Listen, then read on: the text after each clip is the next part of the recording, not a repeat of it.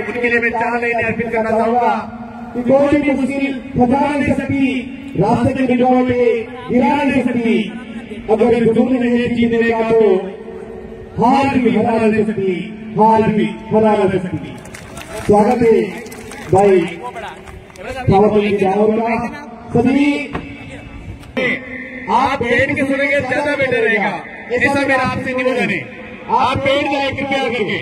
सभी साथी आपको हम बार बार निवेदन कर रहे हैं, कृपया आप शांति बनाए रखें और बैठ जावे। आप खड़े हैं तो हमें बात रखने में मजा नहीं आ रहा है थोड़ा सा, इसलिए हमारा पूरा निवेदन है कि आप जहाँ कहीं भी खड़े हैं बैठ जाए।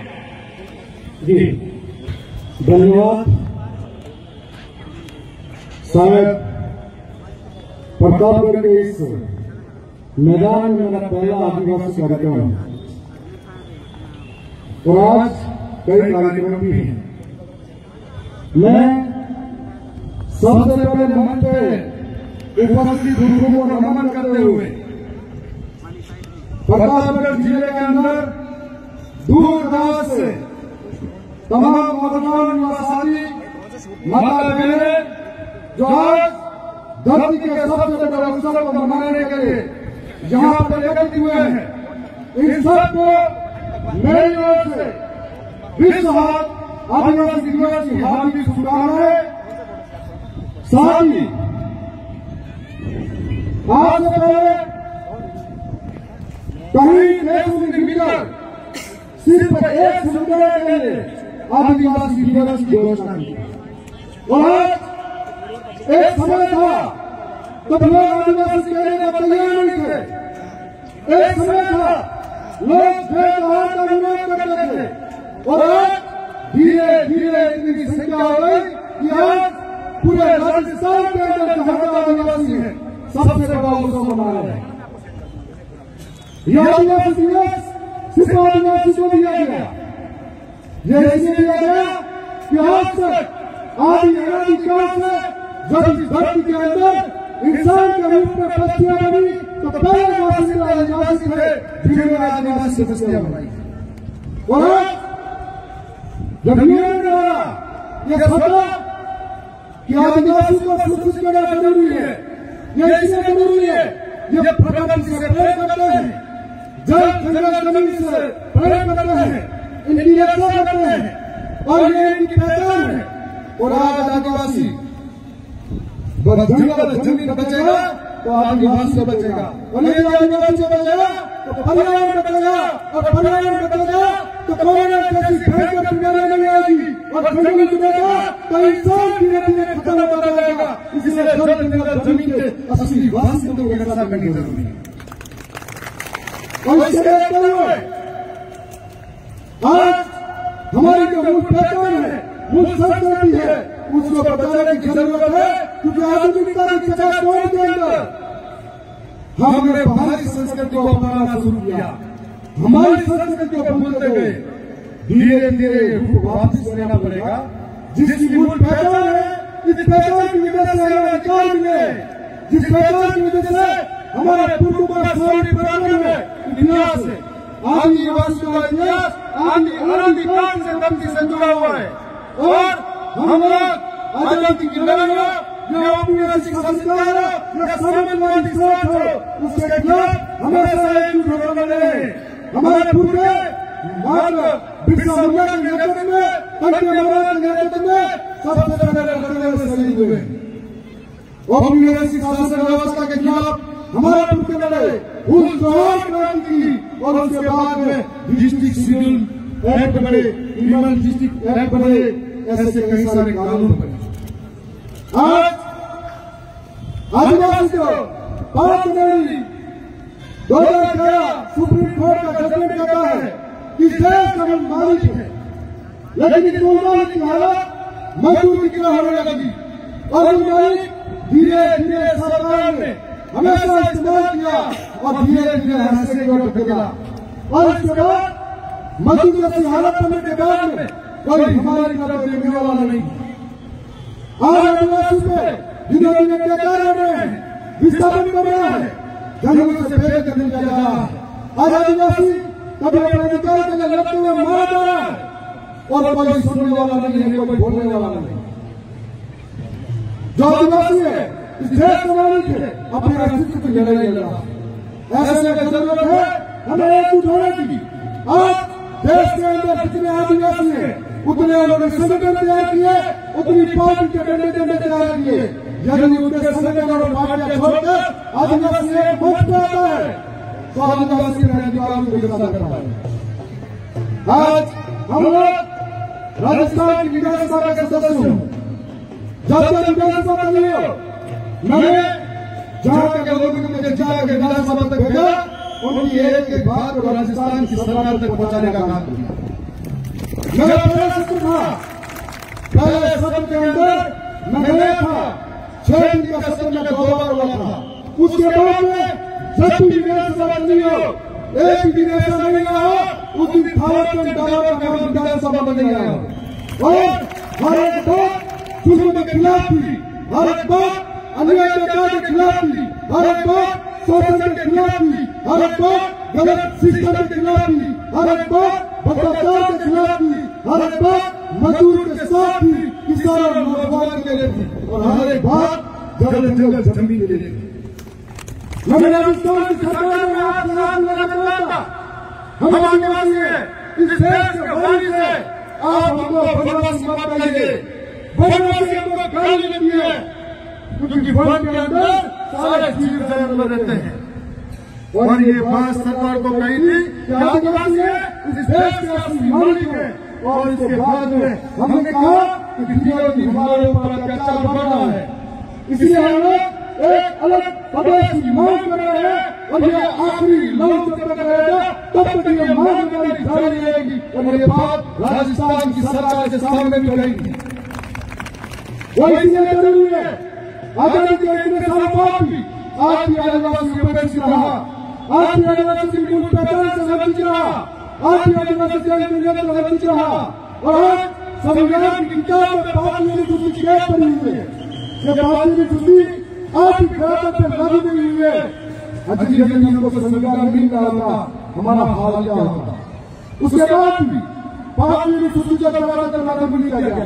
पैसा और जान सभा के कारण ड्राफ्टर पे एडमिट नहीं हुए, जिसकी वजह से हमारी जमीनें हड़प जा रही।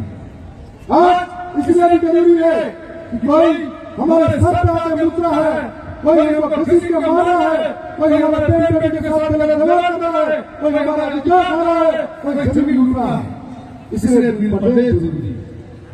और ये बात कहीं सरकार के सामने है। आज हमारे प्रदेश के अंदर ही प्रदेश के माननीय मुख्यमंत्री जी भी सरकार की धमकी बना रहे हैं। नई ओर से और प्रदेश वासी की ओर से माननीय मुख्यमंत्री का स्वागत। लेकिन मुख्यमंत्री जी कुछ दिन पहले हमारे झालावाड़ में आए थे, दरियावाद के अंदर।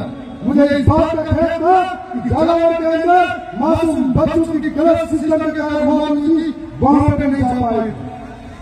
और जब अगर हमारे इलाके में आ रहे हैं तो मन में कई प्रश्न उठते हैं कि मुख्यमंत्री जी पिछली बार जब 9 अगस्त विश्व आदिवासी दिवस का कार्यक्रम था, पूरे प्रदेश के अंदर मनाया गया था। ये आदिवासी ये भी आपके थे, आपने विश्व आदिवासी दिवस का हार्दिक बधाई का संदेश दिया। और ये संदेश ऐसी क्या मजबूरी रही जो आधे घंटे के अंदर आपके ट्विटर और फेसबुक अकाउंट से हट जाता है। तब हमें लगता है कि आप इस बार गिरगिट करकर रंग बदलते हुए आदिवासी को लुभाने आ रहे हो। आपने कई सवाल उठाए, आप प्रदेश के मुद्दे हो और आदिवासी के लिए प्रत्येक पीएडी विभाग बना हुआ है। और जब पीएडी विभाग बना है आदिवासी के उद्धार के लिए या पढ़ने वाले छात्र के उद्धार के लिए, यहाँ पर करोड़ों का बजट आता है। जब विधानसभा चली थी हमने आपसे सवाल किया था कि 1500 करोड़ रुपए का बजट आदिवासी के उद्धार के लिए दिया गया था। वो 1500 करोड़ का बजट कहाँ है? इन सवालों के जवाब इन आदिवासी को देना होगा। उसके बाद में आपने दोबारा विधानसभा चली, 1700 करोड़ बजट की बात कही, वो 1700 करोड़ का बजट कहा है। उसके बाद में सदन के अंदर लड़ाई लड़ी, उदयपुर जिला मुख्यालय जाकर फिर से लड़ाई लड़ी और हमारी लड़ाई जारी है। हम लोग ये भी कहना चाहेंगे, आप हमारा यहाँ तक अंदर आए माईपान का पानी जालो सिरोही और अन्य के कदम में लेना चाहते हो, जाटव का पानी राजसमंद में लेना चाहते हो। हम ये नहीं कहते कि प्रदेश का कोई व्यक्ति पैसा मिले, हम चाहते हैं सबको पानी मिले, लेकिन नदी के किनारे बैठने वाला पैसा नहीं लेना चाहिए। माई का पानी प्रतापगढ़ के इलाके में मिले, बांसवाड़ा के इलाके में मिले और हमारे डूंगरपुर के इलाके में मिले। जाटव का पानी उसके नदी के कमर वालों को मिले, जाटव का पानी प्रतापगढ़ के खदिया में आ रहा है, एक बहुत कम नहीं हो रही। और जो संघर्ष का हिस्सा भी कर रहे हैं, बारी कंपनियां ला रहे हैं, आप सबको विश्वास दिला रहे हैं। जब जब हम लोगों को सरकार के सामने अपने आप को छोड़ना पड़ा, भारत के अंदर तब से पहले संघर्ष करने के लिए तैयार है, लोग के आगे तैयार है और एक इस जमीन निकालने एक कामयाबी सरकार नहीं लेना देगा। अपनी कोशिश करें। आज आप वहां पर आ रहे हो, हमारे कल्याण सवाल है क्या आप पार्टी नेतृत्व से क्या करना चाहते हो? हमारा सवाल ये है कि झालावाड़ के अंदर तो हादसा हुआ, आज हम सबके जिम्मेदार कहते हैं जो इंसान था उसके अंदर इंसानियत की वो हर एक शख्स रोया था। जब झालावाड़ की घटना के बाद में हमें मालूम है कि झालावाड़ इलाके के अंदर हर एक सरकारी संस्थान आज गिरने के हालात में है। आप ये आदिवासी के एजेंसी हो तो हमारे इलाके के लिए शिक्षा व्यवस्था में बेहतर व्यवस्था करो ताकि हमारे लोग बेहतर शिक्षा व्यवस्था कर सकें। हमारे इलाके के अंदर आज शिक्षकों की कमी है, हमारे बच्चे पढ़ेंगे तो कहाँ पढ़ेंगे, इसके लिए आपकी क्या रणनीति है ये हमें बताया जाए। आज एक और बात सामने आती है, कई बार प्रशासन सरकार की भाषा बोलता है। मैं प्रशासन के नुमाइंदे को कहना चाहता हूँ कि कान खोल कर सुन लो, आने वाली 2028 से सरकार किसी बनेगी, कई सबका बात करेगा और ये बात करेगा तो आपको हमारे सामने चलना पड़ेगा। इसलिए मैं कहना चाहता हूँ कि दूसरों के इशारे पर काम करना छोड़ दो, अगर ईमानदारी से यहाँ पर नौकरी करने आए हो। और साथ में यह भी कहना चाहता हूँ कि 2018 से पहले एक मंत्री हुआ करता था और आज लगता है कि राज्यों से उनका खामोश हो गया। 2018 से पहले कोई मंत्री था जो कहता था कि मैं पार्टी का गुलाम नहीं हूँ, मुझे किसी ने गिरिया नहीं लिखा है, मेरे लिए समाज पहले है और मैं समाज की बात करूंगा, मुझे बीच प्रदेश चाहिए ये बात करूंगा। आज के मंत्री के मुंह में कौन चालू है और आज के मंत्री को नहीं साथ में कहना चाहता हूँ कि मंत्री के पिता इस सरकारी हॉस्पिटल का बड़ा डर से डरे रोज लोगों का आंकड़ा बढ़ रहा है, उसके जिम्मेदार सब लोग आज किसी का भ्रष्टाचार पर है कि राजस्व मंत्री के इलाके के अंदर जमीनें अधिकारी है, अवैध कॉलोनी का अधिकारी है और एक पेंशन का कटाएगा 100 का एक लोहा का 100 में से एक हमारा रहेगा, उसकी एक भ्रष्टाचारी को बताएगा। आज बहुत सारी बातें हैं, मैं एक और बात कहना चाहता हूँ कि 2018 से पहले माननीय गंगालाल जी मंत्री हुआ करते थे, ट्राइबल इलाके के अंदर ट्राइबल एग्रीकल्चर काउंसिल होती है और ट्राइबल एग्रीकल्चर काउंसिल मतलब आदिवासी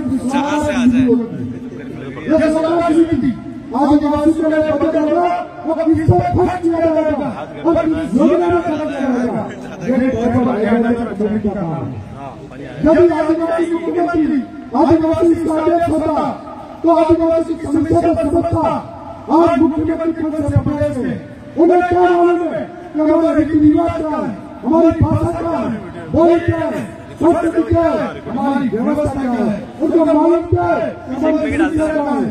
आज मुख्यमंत्री वासियों को बैठे उनको कहना चाहते हैं यदि आदिवासी के आप हित पर समझो तो पद छोड़ो और हम जैसे समाज में आदिवासी वीडियो बनाने बोल रहे हैं बना लो। आज मेरे आप के इसलिए मैं यहाँ से जुड़ूंगा, लेकिन पुनः मैं आप सबको धन्यवाद देना चाहता हूँ।